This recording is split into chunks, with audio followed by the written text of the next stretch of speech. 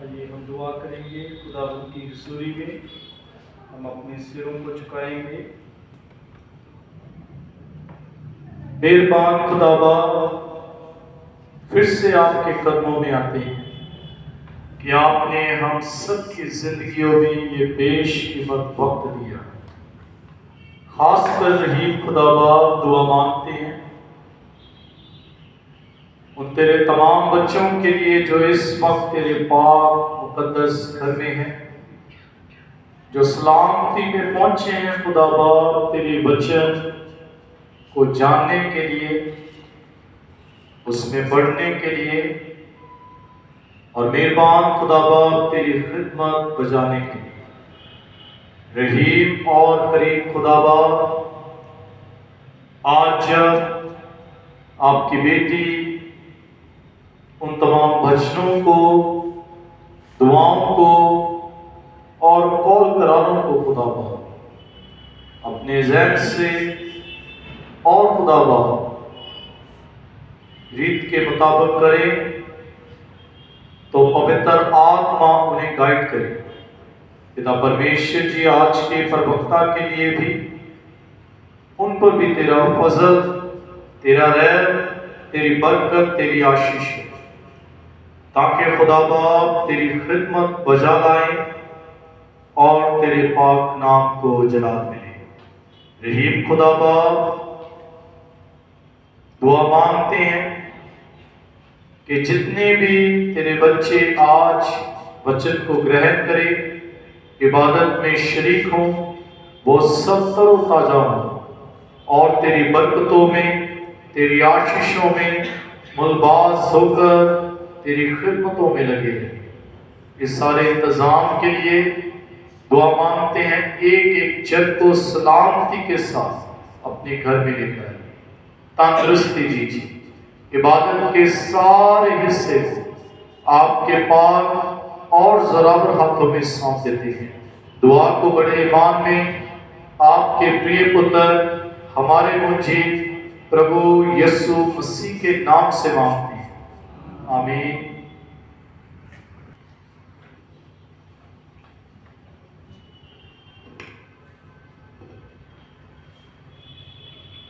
आइए हम शाम की प्रार्थना शुरू करेंगे।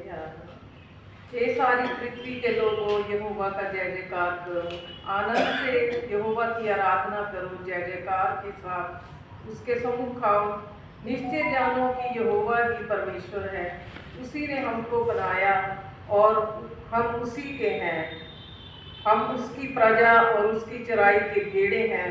उसके फाटकों से धन्यवाद और उसके आंगनों में स्तुति करते हुए प्रवेश करें। उसको धन्यवाद करो, उसका धन्यवाद करो, उसके नाम को धन्य कहो, क्योंकि यहोवा भला है, उसकी करुणा सदा के लिए है और उसकी सच्चाई पीढ़ी से पीढ़ी तक बनी रहती है। परमेश्वर के वचन के पढ़े और सुने जाने पर आशीष और बरकत मिले। आमीन। प्रभु का धन्यवाद हो।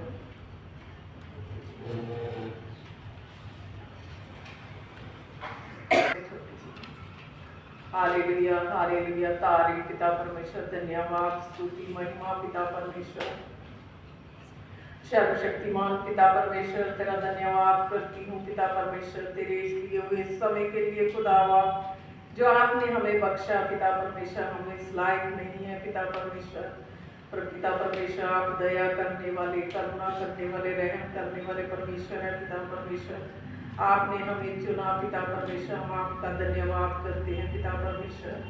प्रभु जी, जबकि आज तूने मुझे पिता परमेश्वर इस जगह पर खड़े किया है पिता परमेश्वर, मैं अपने आप को पिता परमेश्वर आपके जोरावर हाथों में सौंपती हूँ खुदा बाप, आप मेरे साथ होना पिता परमेश्वर। प्रभु मेरी मदद करना, सहायता करना पिता परमेश्वर। मैं तेरी निर्बल कमजोर बेटी हूँ पिता परमेश्वर, अपने बल और शक्ति देना पिता परमेश्वर।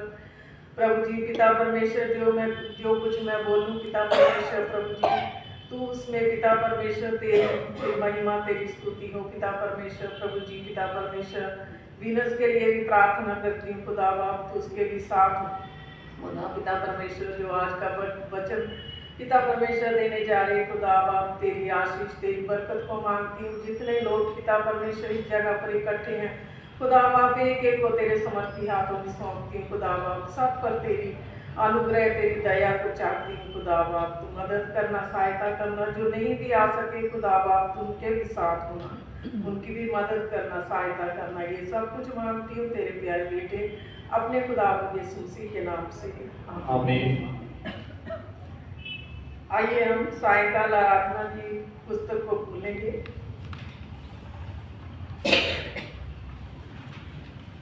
पेज नंबर 1, सराहना। पवित्रता से सजकर प्रभु की आराधना करो। मेरी प्रार्थना प्रभु के समुख सुगंधित धूप ठहरे। परमेश्वर पिता हमारे सृष्टिकर्ता की महिमा हो, उसके पुत्र हमारे मुक्तिदाता की महिमा हो, उसके आत्मा हमें पवित्र करने वाले की महिमा हो, जैसे आदि में थी अब है और आमीन। हे सर्व सामर्थी प्रभु परमेश्वर, आप पवित्र पवित्र पवित्र हैं। स्वर्ग और पृथ्वी आपके ऐश्वर्य से परिपूर्ण है, परम धाम में आपकी स्तुति हो। आइए हम गीत गाएंगे, गीत number 505।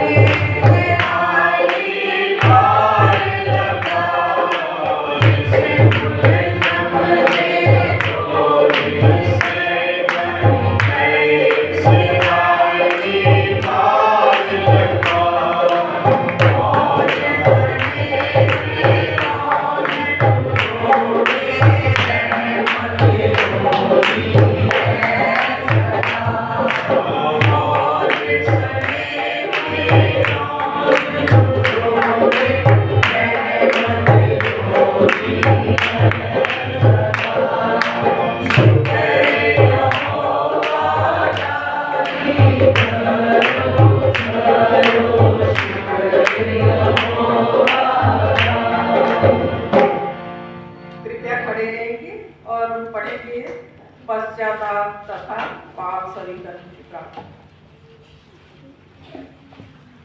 Page number 2 section number 3।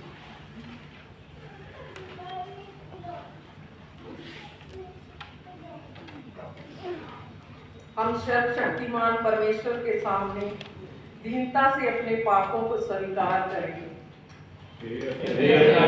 परमेश्वर, हमने अपने मनोवचन कर्म से आपके विरुद्ध पाप किया है। हमने अपने संपूर्ण हृदय से आपसे प्रेम नहीं किया।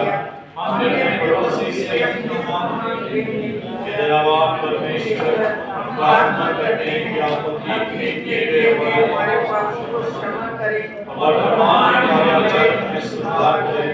भविष्य में जैसे में होना चाहिए वैसे में ताकि हम आपकी इच्छा को माने और आपके मार्ग पर आनंद से चले। हमारे प्रभु यीशु मसीह के द्वारा आमीन। सर्वशक्तिमान और दयावान परमेश्वर हमारे सब पापों को क्षमा करें और उनसे हमें छुटकारा दे। हमें अपने जीवन को सुधारने के लिए अनुग्रह दे और पवित्र आत्मा के सामर्थ्य से परिपूर्ण करें। आमीन। हे प्रभु हम पर दया कीजिए। हे मसीह हम पर दया कीजिए। हे प्रभु हम पर दया कीजिए। अब हम पवित्र वचन में से पढ़ेंगे निर्गमन 10 की 21 से लेके 11 तक 11 अध्याय पूरा।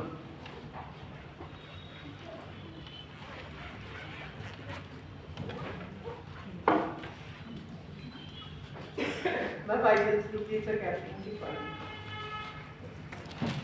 निर्गमन 10 अध्याय 21 आयत से 11 की अंत तक।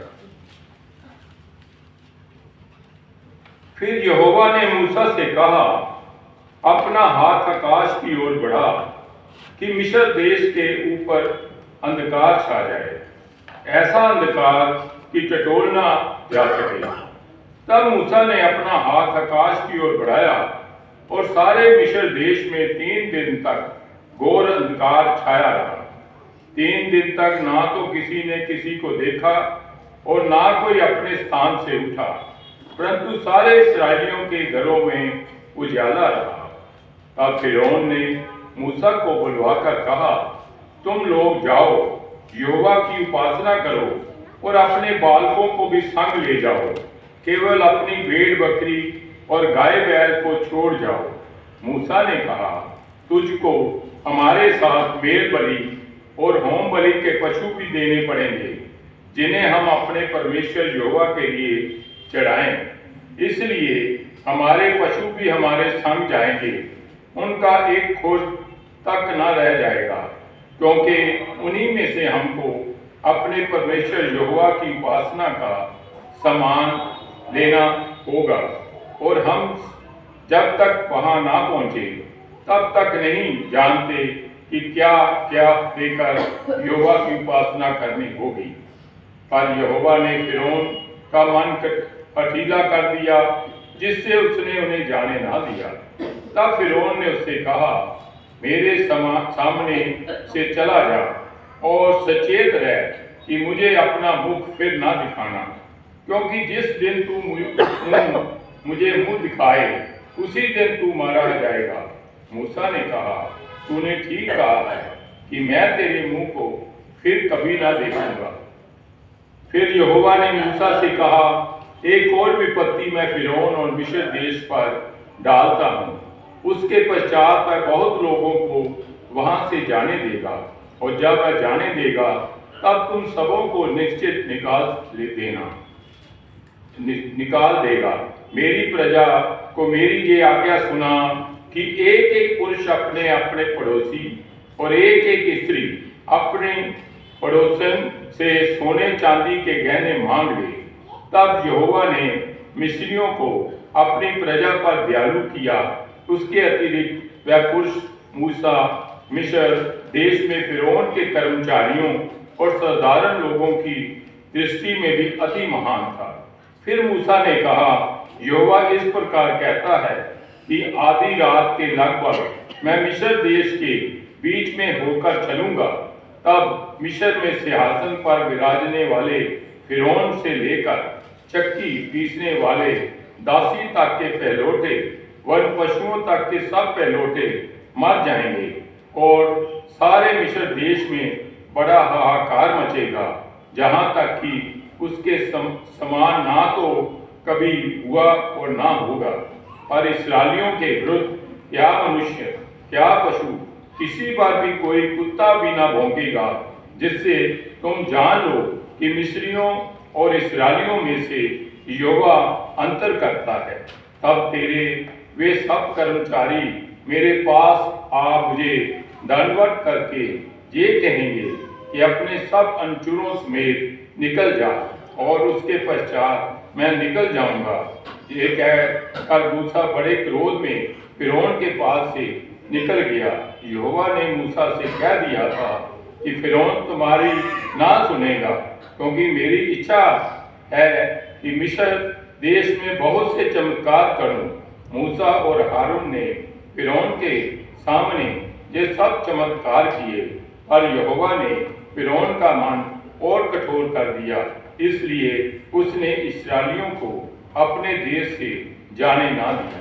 पिता परमेश्वर के कलाम के पढ़े और सुने जाने पर हम सब को आशीष मिले।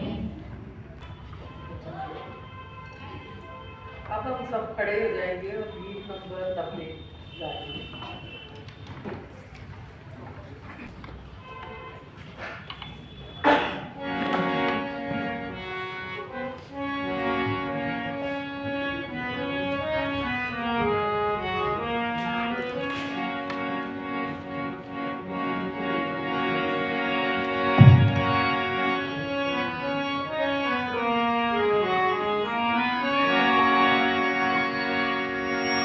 देखो सलीब यीशु मोटे ते जाई जांदा, देखो सलीब यीशु मोटे ते जाई जांदा, पापां दी कैद विचों सानू छुड़ाई जांदा, पापां दी कैद विचों सानू छुड़ाई जांदा, दुनिया नूं नैन दिंदा, दुनिया नूं चैन दिंदा, दुनिया नूं नैन दिंदा, दुनिया नूं चैन दिंदा, कोड़ियां नूं साफ करदा, मुर्दे जलाई जांदा, कोड़ियां नूं साफ करदा, मुर्दे जलाई जांदा, देखो सलीब यीशु मोटे ते जाई जांदा, कोड़ियां दी मार नाल पिंडा होया लालोला,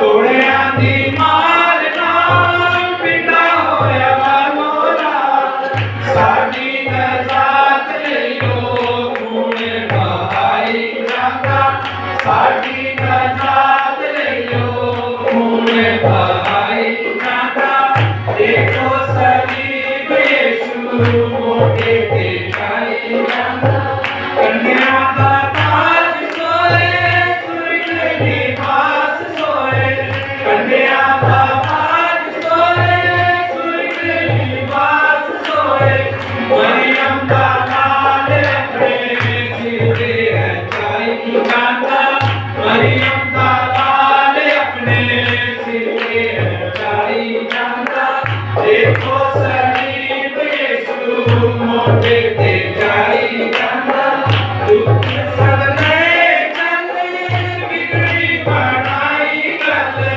दुख सब ले चल बिगड़ी बनाई गल, बंदियां दा रब नाल मेल कराई जांदा, बंदियां दा रब नाल मेल कराई जांदा, देखो सलीब यीशु मोटे ते जाई जांदा, पापां दी कैद विचों सानू छुड़ाई जांदा।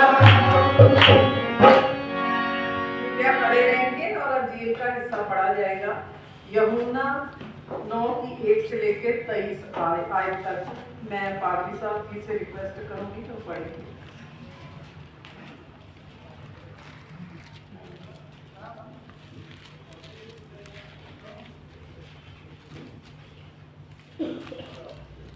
अंजील का हिस्सा पढ़ा जाएगा।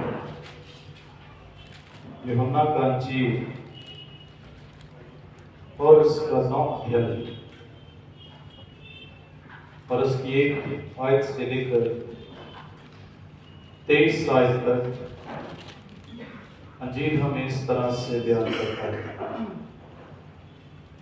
फिर उसने जाते वक्त एक शख्स को देखा जो जन्म का अंधा था,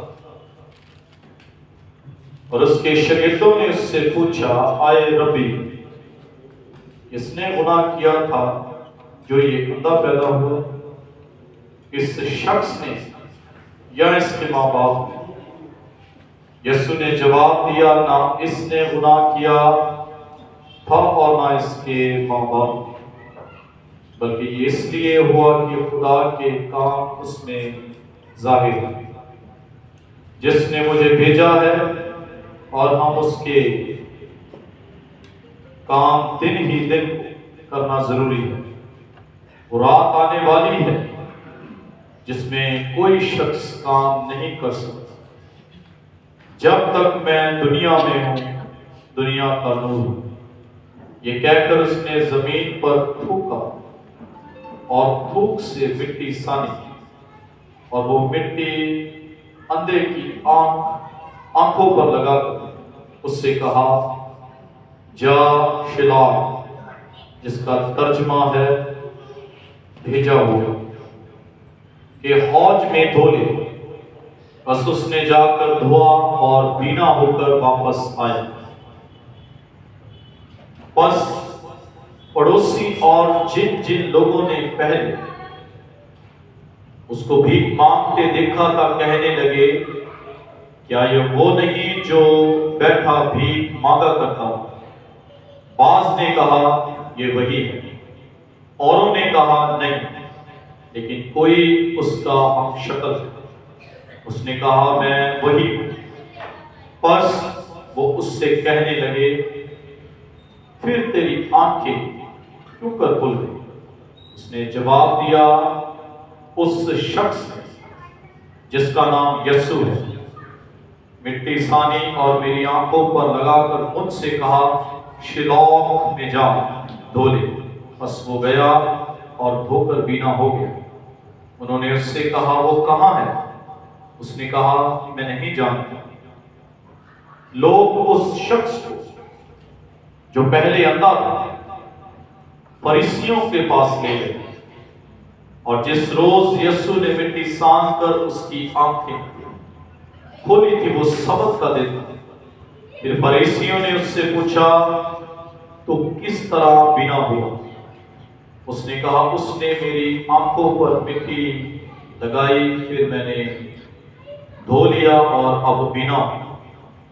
बस बाज फरीसी कहने लगे, ये आदमी खुदा की तरफ से नहीं, क्योंकि सबत के दिन को नहीं मानता। मगर बाज ने कहा, गुनाहगार आदमी क्योंकि ऐसे मौजज़े दिखा सकता है। बस उसमें इख्तलाफ हुआ। उन्होंने फिर मुसद्दे से कहा, उसने जो तेरी आंखें खोली तो उसके हक में क्या कहता है? उसने कहा, वो नबी है। लेकिन यहूदियों को यकीन ना आया कि ये अंधा था और बीना हो गया, जब तक उन्होंने उसके माँ बाप को जो बीना हो गया था बुलवाकर उनसे ना पूछ लिया, क्या ये तुम्हारा बेटा है जिसे तुम कहते हो कि ये अंधा पैदा हुआ? फिर वो अब क्यों कर देखता है?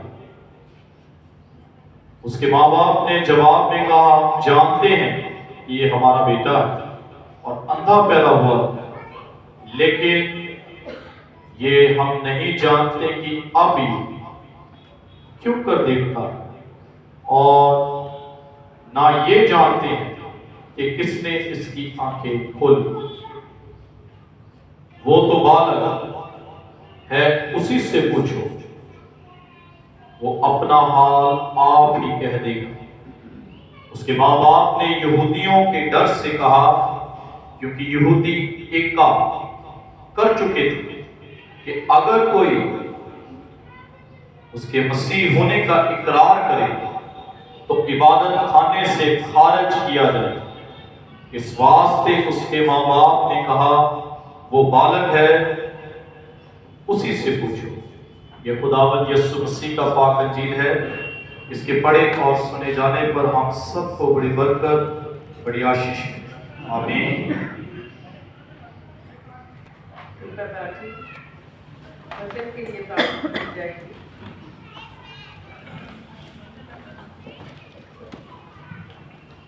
सर्वशक्तिमान पिता परमेश्वर, तेरा धन्यवाद करती हूँ तेरे इस दिए हुए समय के लिए खुदा बाप, जो आपने बख्शा पिता परमेश्वर।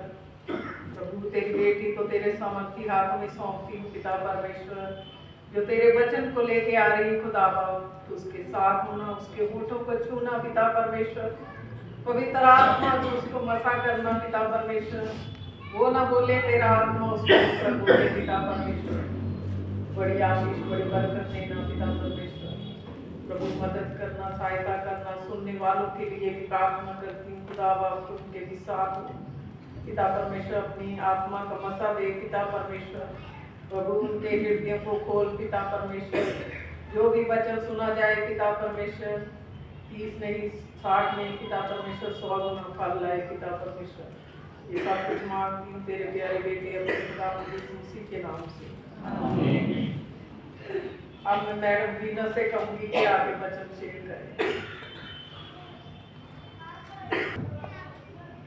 आइए हम छोटी सी दुआ करें। धन्यवाद प्रभु जी समय के लिए खुदावन की फिर से प्रार्थना मांगती हूँ खुदावन, आज का जो वचन मेरे द्वारा बोला जाए मेरी ओर से नहीं प्रभु जी, बल्कि आपकी ओर से होने का। इन खुदावन ये जो वचन का बीज है आपके द्वारा बोया जाए खुदावन ये 100 गुना फल लेकर आए मसीह यीशु के नाम में। अपने प्यारे नाम में सबको सलाम। मैं धन्यवाद करती हूँ प्रभु का कि एक बार फिर से आपके बीच में खड़ा किया और बाइबल में से मुझे जो हिस्सा दिया गया प्रभु के द्वारा वो है यूहन्ना उसका 9 अध्याय। जैसे हमने अभी बाइबल में से सुना, ये एक आश्चर्य कर्म का यहाँ पे वर्णन है जो प्रभु यीशु मसीह ने किया। एक अंधे व्यक्ति को प्रभु यीशु मसीह ने चंगा किया। यहाँ पे जो हमने इस कहानी जो ये दृश्य जो आश्चर्य कर्म जो हमने पढ़ा यूहन्ना की संत यूहन्ना की इंजील में, ये यहाँ पे एक ऐसी संत यूहन्ना में इसका इतना विस्तार पूर्वक वर्णन यहाँ पे किया है, जबकि इसका वर्णन कई जगह पे इसका वर्णन मत्ती, मरकुस, लूका तीनों इंजीलों में दिया गया, लेकिन संत यूहन्ना में बहुत एक्सप्लेन करके इस आश्चर्य कर्म का यहाँ पे वर्णन किया। बहुत ब्यूटीफुली, बड़ी बारीकी से उन्होंने इसको दर्शाया। यहाँ पे क्या किया, प्रभु यीशु मसीह ने एक जन्म के अंधे व्यक्ति को चंगा किया। अगर हम देखें मत्ती सुसमाचार उसका 20 अध्याय और 29 से 34 आयत में वर्णन है जब प्रभु यीशु मसीह ने 2 और अंधे व्यक्तियों को चंगा किया। ये ना सिर्फ पहली बार हुआ कि प्रभु यीशु मसीह ने एक अंधे व्यक्ति को चंगा किया, बल्कि इससे पहले भी मत्ती की इंजील में 20 अध्याय में इसका वर्णन है कि प्रभु यीशु मसीह ने 2 अंधे व्यक्तियों को चंगा किया। और क्या होता है उस हिस्से में कि 2 अंधे व्यक्ति दौड़कर प्रभु यीशु मसीह के पास आते हैं और पुकार के कहते हैं कि हमें आप चंगा करें। प्रभु यीशु मसीह ने उनके चंगा किया। और ज़्यादातर हमने सुना, हम जानते हैं हम सब कि प्रभु यीशु मसीह किस तरह से लोगों को चंगा करते थे। बहुत बड़ी भीड़ उनके ऊपर गिरी जाती थी, कोई उनका कपड़ा पकड़ के चंगा हो जाता था, कोई बड़े ऊंचे शब्द से पुकार के उनको कहता था कि हमें चंगाई कीजिए। लेकिन यहाँ पे बड़ी अजीब सी एक बात हुई। यहाँ पे वो जो अंधा व्यक्ति है, जो जन्म का अंधा व्यक्ति है, उसने प्रभु यीशु मसीह को नहीं ढूंढा। यहाँ पे देखिए फ्रॉम वेरी स्टार्टिंग यहाँ पे लिखा है, जाते हुए उसने एक मनुष्य को देखा। प्रभु यीशु मसीह की दृष्टि उस व्यक्ति पर पड़ी। प्रभु यीशु मसीह ने खुद उस व्यक्ति को अप्रोच किया जो व्यक्ति जन्म से अंधा था।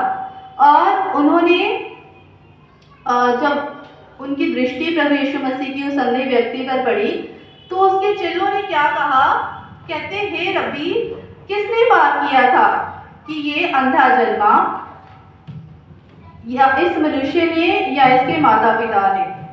चेलों ने क्या पूछा प्रभु यीशु मसीह को, किसने पाप किया? ज्यादातर क्या होता है, अब भी हमारे जीवनों में क्या होता है, जब किसी पे कोई दुख परेशानी आती है ना, तो लोग सबसे पहली बात क्या करते हैं, ये पापी जो है, ये पापी बंदे दे नाल ते होना ही अदा चाहिए, ये डिजर्व यही करता है ना।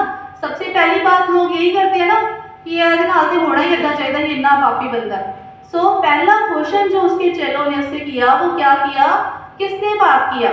क्या इसने किया या इसके माता पिता ने पाप किया? आइए हम इसके लिए पढ़ेंगे गिनती उसका 14 अध्याय और उसकी 18 आयत। गिनती की पुस्तक उसका 14 अध्याय और उसकी 18 आयत। यहाँ पे हम मनन करेंगे कि उसके चेले क्यों उससे ऐसी बात पूछ रहे हैं कि क्या किसी व्यक्ति के माता पिता के पाप करने से भी क्या आगे वाली जनरेशन पे कोई कर्स आ सकता है। इसका हम जवाब देखेंगे गिनती 14 अध्याय उसकी 18 में कि यहोवा कोप करने में धीरजवंत और अति करुणामय है और अधर्म और अपराध का क्षमा करने वाला है, परंतु वो दोषी को किसी प्रकार से निर्दोष ना ठहराएगा और पूर्वजों के धर्म का दंड उनके बेटों और पोतों और परपोतों को देता है। सो यहाँ पे जो चेले थे वो कोई गलत क्वेश्चन नहीं पूछ रहे प्रभु यीशु मसीह से, वो एक बिल्कुल जेन्युइन क्वेश्चन पूछ रहे हैं क्योंकि उन्होंने यही सीखा है। उन्होंने व्यवस्था के अनुसार, जैसे हमने अभी पढ़ा कि अगर कोई पिता, कोई पूर्वज, कोई पिता, दादा, बाप, दादी अगर हमारे गुनाह करते हैं तो उसका भुगतान किसको करना पड़ता है? आगे वाली जनरेशन्स को। सो सबसे पहली बात जो आज हमने कलाम में से ये सीखी कि अगर आज हम आज कोई भी माता पिता अगर यहाँ पे हम बैठे हैं तो हम कोई भी ऐसा पाप ना करें जिसका भुगतान हमारी आने वाली जनरेशन्स को, हमारे आने वाली पीढ़ियों को भरना पड़े। कोई भी बुरे काम से, छोटे बड़े बुरे काम से हम फिरे ताकि आने वाली पीढ़ियों को हमारा गुनाह का हिसाब चुकता ना करना पड़े, हमारे पापों का दंड ना भुगतना पड़े। सो सबसे वेरी फर्स्ट क्वेश्चन उन्होंने ये पूछा चेलों ने, किसने पाप किया। अक्सर हम आज भी सुनते हैं ना कि do good and have good, अच्छा करेंगे तो अच्छा पाएंगे, है ना, जैसा बोओगे वैसा काटोगे।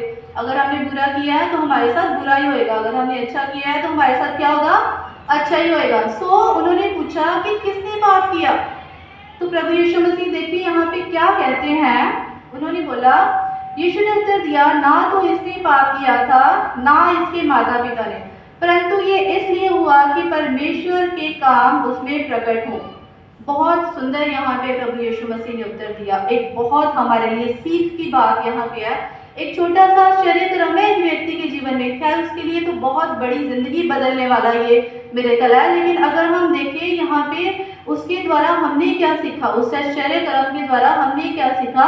तो चेलों ने उसको बोला कि पक्का इस बंदे ने पाप किया होगा। आपस में गॉसिप्स कर रहे हैं ना, वो उनकी चर्चा चल रही है उस विषय के ऊपर, किसने पाप किया। जो व्यक्ति अंधा था उसके विषय में जब बात कर रहे हैं तो प्रभु यीशु मसीह ने कहा किसी ने भी पाप नहीं किया, लेकिन ये किस लिए हुआ, ताकि परमेश्वर की महिमा प्रकट हो। सो अगर हम इसको कोरिलेट करते हैं पुराने नियम में अय्यूब की कहानी के साथ, तो अय्यूब को आप सब अय्यूब की कहानी को जानते हैं ना, क्या हुआ था अय्यूब के साथ। परमेश्वर ने उसको बहुत आशीषें दी थी, बहुत भर भर कर प्रभु ने उसको आशीषें दी थी। और फिर क्या हुआ, उसकी परीक्षा की गई अय्यूब की। जब उसकी परीक्षा की गई उसे सब कुछ ले लिया गया, और जब उससे सब कुछ ले लिया गया तो उसके दोस्तों ने क्या बोला कि तू क्या कर, अपने पापों का पश्चाताप कर, पक्का तूने क्या किए होंगे, गलत काम किए होंगे, तू पश्चाताप कर। लेकिन वो जो अय्यूब था एक धर्मी व्यक्ति था, वो क्या कहता है कि मैं वो अपने, उसको पता कि मैंने कोई बुरा काम नहीं किया।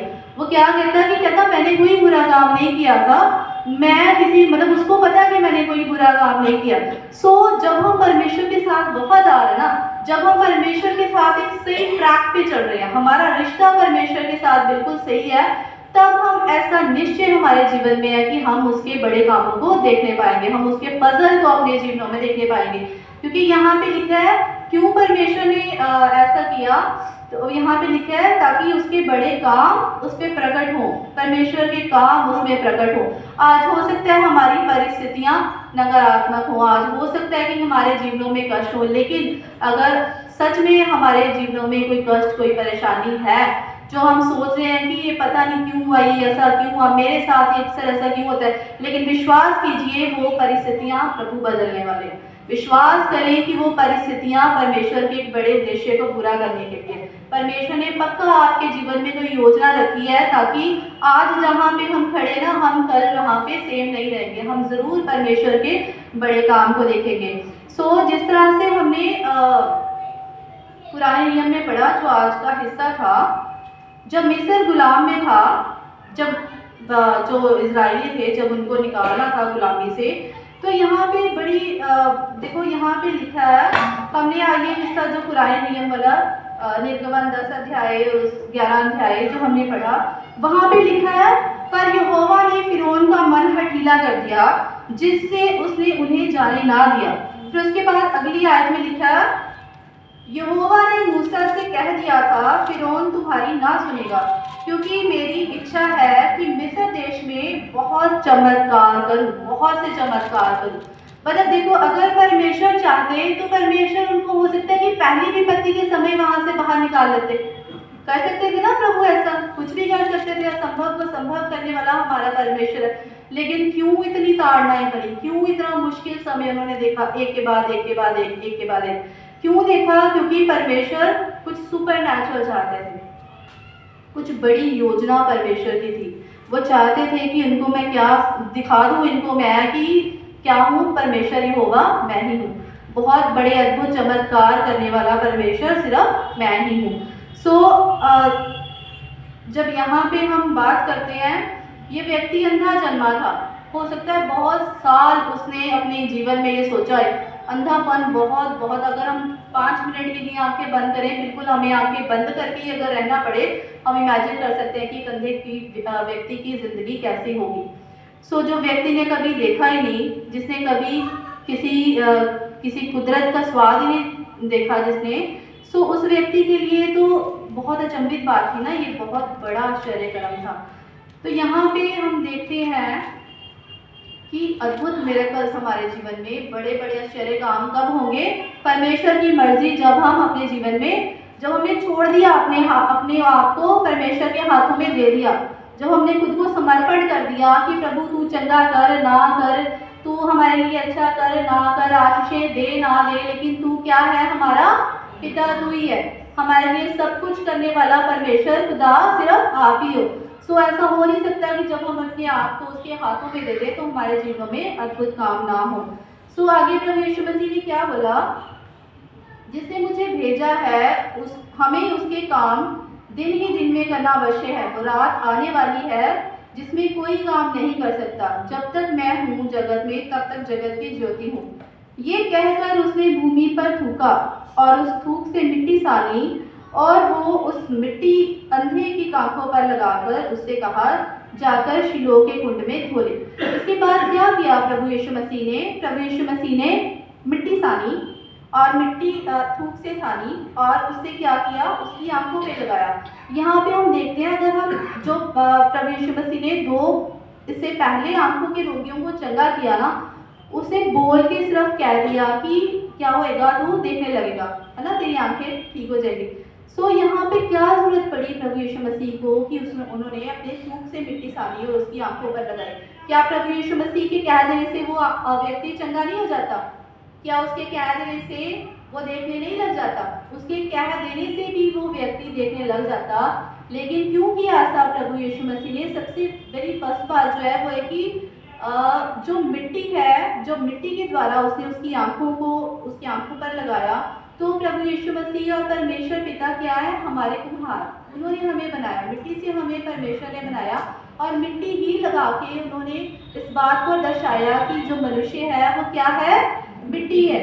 मनुष्य को मिट्टी से उसकी रचना की और उसके द्वारा ही उसके हाथों में क्या है? हमारा जीवन है ये। और उसके बाद वो जो दिन था जब उन्होंने उस अंधे व्यक्ति को चंगा किया, वो सब्त का दिन था।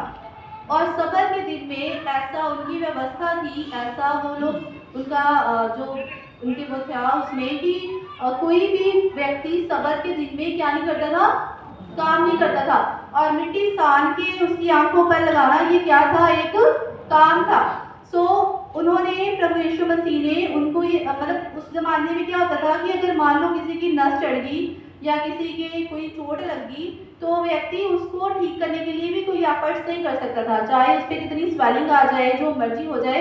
लेकिन जब तक सब्त का दिन खत्म नहीं होता था, जब तक वो दिन समाप्त नहीं हो जाता था, उनको कुछ भी करने की आज्ञा नहीं थी। सो उनको सिखाने के लिए सब्त का दिन प्रभु यीशु मसीह ने अपने चेलों को सिखाने के लिए, लोगों को बताने के लिए प्रभु यीशु मसीह ने क्या किया? मिट्टी सानी, एक काम किया, मतलब उन्होंने एक एक्टिविटी की, कुछ काम करके उन्होंने उनको बताया कि वो व्यवस्था में क्या, मतलब वही व्यवस्था है, प्रभु यीशु मसीह क्या है? व्यवस्था है। तो उन्होंने जब ऐसा काम किया, फिर आगे हम जानते हैं कि उस व्यक्ति को बोला कि शीलोह के कुंड में धो ले, जिसका अर्थ है भेजा हुआ। और वो व्यक्ति चंगा हो गया और उसने क्या की? परमेश्वर प्रभु यीशु मसीह के नाम की गवाह बन गया उसका। और फिर हम जानते हैं कि फकीर फरीसियों के बीच में वाद विवाद पैदा हो गए कि इसको क्यों चंगाई मिली। प्रभु यीशु मसीह ने इसको सब्त के दिन में मिट्टी सानी और उसके माता पिता से इन्वेस्टिगेशन की गई। सो हम देखते हैं उस व्यक्ति की विशेषता के बारे में अगर हम देखें तो वो जो व्यक्ति था उसने क्या किया? विश्वास किया सबसे पहली बात, और विश्वास में बना रहा वो, ना सिर्फ वो मुक्कर नहीं किया उनके डर के मारे। अगर हम आगे चल के देखें तो जब फरीसियों ने उसके माता पिता से पूछा कैसे आपका बेटा चंगा हो गया, ये तो जन्म का अंधा था, तो उन्होंने तो डर के मारे क्या बोल दिया? हमें नहीं पता, आप ही उससे पूछ लो, वो आप ही सियाना है, खुद बता देगा आपको सारी बात। लेकिन वो जो व्यक्ति जो चंगा हुआ था उसने क्या किया? हियाव बांधे रखा हो। उसने क्या बताया कि मुझे प्रभु यीशु मसीह ने क्या दिया? चंगाई। बहुत बार हमारे भी जीवनों में अद्भुत काम होते हैं, हो सकता है कि हम एक से दूसरे जने को बताते हो और बस वहाँ पे काम खत्म। हो सकता है कि हम उसके गवाह ना बने हों, और उसके बाद क्या बना, वो ना सिर्फ विश्वासी बना रहा, उसने प्रभु यीशु मसीह की आगे आगे, पता नहीं, हम नहीं जानते कि उसके बाद उसने कितने लोगों के जीवन में कितने लोगों को के जीवन में उसने काम किया हो, कितने लोगों को उसने सुसमाचार प्रभु यीशु मसीह का सुनाया हो। सो क्या हुआ, वो विश्वास में बना रहा, उसने प्रभु यीशु मसीह की आगे आगे गवाही दी। बहुत से लोगों को उसने बताया होगा कि उसने कैसे बड़े काम प्रभु यीशु मसीह ने उसके जीवन में किए। सो आश्चर्यकर्म कब होंगे हमारे जीवनों में? होएंगे, हमारे जीवनों में भी आश्चर्यकर्म होएंगे ना। कब होएंगे हमारे जीवन में आश्चर्यकर्म? जब हम प्रभु की मर्जी पूरी करेंगे, हम उसकी मर्जी में अगर बने रहेंगे, हम विश्वास करें कि वो हमारा उद्धार करता है, प्रभु यीशु मसीह ही हमारे लिए मरा और उसके लहू से हम लोग चंगे हो सकते हैं। जहाँ पे भी आज हम, जैसी भी हमारी सिचुएशन है ना, हम वहाँ पे खड़े रहें, अपनी पोजीशंस पे हम अडिग बने रहें। कितनी भी मुश्किल परेशानियों वाले हमारे हालात हो, ज़रूर एक दिन वो आएगा उस अंधे व्यक्ति की तरह, उस जन्म के अंधे व्यक्ति की तरह, कि जब हमारे हालात बदल जाएंगे, जब हम परमेश्वर की महिमा को अपने जीवनों में देखने पाएंगे। सो ऐसा नहीं हो सकता कि बिना पर्पस के परमेश्वर ने हमें इस धरती पर भेज दिया। रोज हमें नई आशा के साथ एक दिन परमेश्वर देता है, एक दिन प्रभु हमें देता है कि आज मैं इसके जीवन में मिरेकल करूं, आज मैं इसके साथ कुछ अच्छा करूं। लेकिन पता नहीं हमारे जीवन में क्या कमियां हैं जो कई बार हमारी आशीषें रुक जाती हैं, जो कई बार हमारे जो परमेश्वर के काम है करने वाले, वो हमारे पास से रुक जाते हैं। सो जब हम फिर से इसकी पहली आयत पे मनन करें ना, तो वहाँ पे लिखा है, जाते हुए उसने एक मनुष्य को देखा। सो बहुत बार मुझे लगता है हम में से हर किसी ने शायद छोटे बड़े लेवल पे एक्सपीरियंस अपनी लाइफ में किया हो। जब हम कहीं से गुजर रहे होते हैं ना, तो मुझे नहीं लगता कि कोई व्यक्ति ऐसा हो जिसके साथ कभी एक्सपीरियंस ही ना हुआ हो कि हमें कोई व्यक्ति ज़रूरत में लगता है। कोई रास्ते पर हम चल रहे हैं या कहीं पे जा रहे हैं या अपने ख्याल से हम कहीं से गुजर रहे हैं, तो हमें कई बार ये लगता है कि नहीं यार, इस बंदे की मदद ना कोई व्यक्ति तो करे, आके कोई तो होए जो इसकी मदद करे। ये हम छोड़ के ना, समाज पे छोड़ के, सरकार पे छोड़ के, हो सकता है कि हमारे जीवन में कुछ उसकी मदद करने की चाह हो, और हम क्या करते हैं, वहाँ से गुजर जाते हैं कि काश इसकी कोई मदद कर दे। चाहे कोई जानवर ही हो तकलीफ में, है ना, हम सोचते हैं कि यार काश इसके पास कोई मदद पहुंचनी चाहिए। तो क्या होता है, हमारे जीवनों में एक काश होता है कि इसके पास कोई तो मदद करे, इस व्यक्ति की कोई तो इसके पास आए मदद करने के लिए। लेकिन वो जो हम हमारे दिल में आधी बुरी इच्छा छोड़ के निकल जाते हैं ना, तो क्या प्रभु यीशु मसीह ने उस टाइम ऐसा सोचा होता कि उसको देख के नजरअंदाज कर दिया होता, तो क्या आज वो अंधा व्यक्ति चंगा होता? कभी चंगा नहीं होता। सो छोटी छोटी मौके परमेश्वर हमें देते हैं, जिस तरह से वो सामरी जो नेक सामरी की हम सब ने कहानी सुनी ना, कि नेक सामरी के पास जब वो राह से गुजर रहा था, उसको एक व्यक्ति मिला जो जख्मी था और उसने उसका इलाज करवाया। सो बहुत बार हमारे जीवनों में अगर हमने छोटे बड़े लेवल पे कभी भी कोई ज़रूरत में व्यक्ति दिखे, तो हमें क्या करनी है, जिस तरह से भी हो सके, जिस तरह से भी परमेश्वर ने हमें मौके दिए हैं, जिस तरह से प्रभु हमें गुंजाइश देता है, हो सके तो छोटे बड़े लेवल पे अपने बहन भाइयों की, अपने पड़ोसियों की, परमेश्वर बाइबल में हम सीखते हैं कि हर एक व्यक्ति हमारा पड़ोसी है। सो अगर हो सके तो हम छोटे बड़े लेवल पे ज़रूर किसी की मदद करने की कोशिश करें, जिस तरह से प्रभु यीशु मसीह ने उस अंधे व्यक्ति पर नज़र डाली और उसने खुद उसके पास गए उसको चंगा करने के लिए। उसने नहीं चिल्ला के बोला कि प्रभु यीशु मसीह मुझे चंगा कर दे। सो ज़रूर अपने जीवनों में हम किसी की मदद रखने की, किसी की मदद करने की चाह रखें, ताकि कोई और भी आशीष पाए, कोई और भी बढ़ सके। और अंत में महिमा किसके नाम को मिलेगी? परमेश्वर के नाम को। क्यों मिलेगी? कि वो व्यक्ति जो परमेश्वर का डर रखने वाला, वो व्यक्ति जो प्रभु यीशु मसीह का भय रखने वाला व्यक्ति था, वो मुझे मिला और उसने मेरी मदद की और आज मैं यहाँ पे खड़ा हूँ, है ना। तो अल्टीमेटली महिमा जो है वो परमेश्वर के नाम को मिलेगी। ज़रूर हम अपने जीवनों में ऐसा करें कि अगर हमारे मन में परमेश्वर ने डाला किसी की मदद करने की चाह, ज़रूर हम उसकी मदद करें ताकि परमेश्वर के नाम को महिमा मिले। हाथ जोड़े आंखें बंद करें, प्रार्थना करेंगे। धन्यवाद हो पिता परमेश्वर, सच में अच्छे मौके के लिए जो आपने हमें दिया। प्रभु जी हमारे हृदयों को दयालु करें और पिता परमेश्वर जैसा आप चाहें हमारे जीवनों में आप कार्य करें परमेश्वर, ताकि आपके पवित्र नाम को महिमा मिल सके। हम में से हर एक जन जो आपने बनाया खुदावन, आपकी महिमा के लिए काम कर सके और आपकी मर्जी को पूरा करें। धन्यवाद प्रभु जी, यीशु मसीह के नाम में। ईश्वर का धन्यवाद हो इस अच्छे वचन के लिए जो उसने अपनी बेटी के द्वारा दिया और उसके बेटी का भी हम धन्यवाद करते। अब हम सब खड़े हो जाएंगे और हम प्रेरितों का विश्वास वचन पढ़ेंगे साइकाल आराधना की पुस्तक में पेज नंबर 4 और सेक्शन नंबर 12।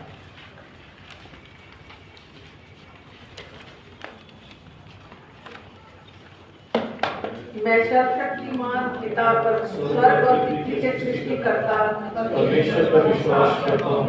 मैं इसके इकलौते पुत्र हमारे यीशु मसीह पर विश्वास करता हूँ। वह पवित्र आत्मा की सामर्थ से गर्भ में आए और मरियम से जन्मे। वह अपने पिलातुस के शासन में दुख होगा। वह क्रूस पर चढ़ाए गए, मारे गए और फिर मृतकों में उठे। तीसरे दिन जी उठे। वह स्वर्ग पर चढ़ गए। वे जीव को पकड़ने के लिए मैं पवित्र आत्मा पर पवित्र सभा की कलीसिया संतों की संगति आपों की क्षमापण के पुनरुत्थान और शाश्वत जीवन में विश्वास करता हूं। आमीन। प्रभु आपके साथ हो। और आपके साथ भी। हम प्रार्थना करें।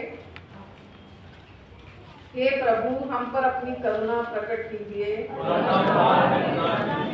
हे प्रभु आपके धर्म सेवक धार्मिकता से विभूषित हो। हे प्रभु अपने लोगों को बचा लीजिए। हे प्रभु हमारे देश पर कृपा दृष्टि कीजिए।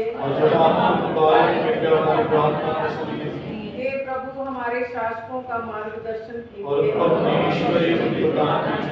हे प्रभु संसार में शांति स्थापित कीजिए। हे प्रभु जो लोग दुख और संकट में हैं वर दीजिए कि हम उनकी सुधि लें। हे प्रभु अपना पवित्र आत्मा हमें प्रदान कीजिए। अब हम प्रार्थना करेंगे सेक्शन नंबर 17 और दूसरी प्रार्थना। हे प्रभु यीशु हमारे साथ रहिए क्योंकि दिन ढलने पर है और शाम हुआ चाहती है। आप मार्ग में हमारे साथी हो। हमारे मन में प्रेम की ज्योति जगाइए। हमारे हृदय को प्रेम और आनंद से प्रेरित कीजिए और अपने पुनरुत्थान की सामर्थ्य का अनुभव हमें कराइए क्योंकि आप ही हमारे प्रभु और हमारे परमेश्वर हैं। आमीन। प्रभु आप सबके साथ हो। प्रभु का धन्यवाद। अब मैं आगे का समय बाबू साहब करेंगे। मेहरबान खुदाबा हम आपके शुक्रगुजार हैं खास तौर पर आज के तमाम गीतों वचनों के लिए और उन कॉल करारों के लिए जो हमने आपकी हुजूरी में किए वचन के लिए खुदाबा जो आपकी बेटी ने बयान किया है। मेहरबान खुदाबा हम यकीन करते हैं कि हम आज सिर हुए हैं और ऐसे तेरी खिदमत में लगे रहेंगे। बहुत सारे लोगों को बचाएंगे और तेरे गले में जोड़ेंगे। अपने हर एक बच्चे पर अपना फजल कीजिए, रहम कीजिए, तंदुरुस्ती दीजिए, ईमान की मजबूती दीजिए। प्रभु यीशु मसीह के नाम से मांगते हैं, आमीन। आइए हम सब मिलकर दुआ बानी में शरीक होंगे। आए हमारे बाप तू जो आसमान पर है, तेरा नाम पाक, तेरी बादशाह आए, तेरी मर्जी जैसे आसमान पर पूरी होती है जमीन पर भी। हमारे रोज की रोटी आज हमें बख्श दीजिए जैसे हम तुमसे वादा। तू भी हमारे कसूरों में माफ कर, हमें आजमाइश में न पड़ने दे बल्कि बुराई से, क्योंकि बादशाह कुदरत और जलाल हमेशा आमीन। अब हमारे खुदावंद यीशु मसीह का फजल, खुदा बाप की मोहब्बत, पाक रूह की रिफाकत और शराकत तमाम अजीजों के साथ और खास तौर पर मिसिस परवीन के साथ, मिसिस वीनस के साथ, हमारे पूरे शहर के साथ, कुल कायनात के साथ खुदा के बेटे के दूसरे आगमन तक होता रहे। आमीन। पैर तशरीफ रखिएगा।